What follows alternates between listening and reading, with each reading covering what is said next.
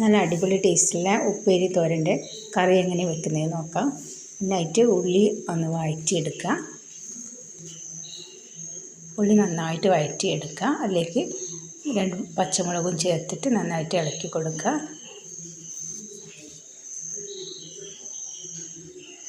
നന്നായിട്ട് വഴന്ന് വരുന്നവരെ അത് കഴിഞ്ഞ് ഒരു 1/2 ടീസ്പൂൺ മഞ്ഞൾപ്പൊടി, 1 ടീസ്പൂൺ മുളക് പൊടി, 1/2 ടീസ്പൂൺ മല്ലിപ്പൊടിയും ചേർത്ത് ആ എണ്ണയിൽ തന്നെ നന്നായിട്ട് ചൂടാക്കിയെടുക്കുക. പൊടിയുടെ ആ ഒരു പച്ചപ്പ് മാറിയവരെ നന്നായിട്ട് വഴറ്റിയെടുത്ത് കുറച്ച് വെളിച്ചെണ്ണയും കൂടി ചേർത്ത് കൊടുക്കുക. നന്നായിട്ടൊന്ന് പൊടി മൂപ്പിച്ചെടുക്കുക. എന്നിട്ട് ഈ ഇലയിലേക്ക് തോരൻ ചേമ്പിലേക്ക് ഇത് ഒഴിച്ചതിന് ശേഷം ഉപ്പും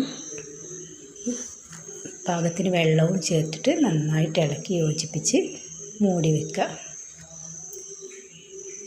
തേങ്ങയും അതിലേക്ക് ഒരു ചെറിയ ജീരകവും ചേർത്ത് നന്നായിട്ട് അരച്ചെടുത്തിട്ട് ഈ കറിയിലേക്ക് ഒഴിച്ച് കൊടുക്കുക. നല്ല ടേസ്റ്റുള്ള കറിയാണ് കേട്ടോ. ചോറിനും ചപ്പാത്തിക്കൊക്കെ കഴിക്കുക. ഇതൊന്ന് ഉണ്ടാക്കി നോക്കുക. നല്ല ടേസ്റ്റുണ്ട്. നല്ല ഇലയും നല്ല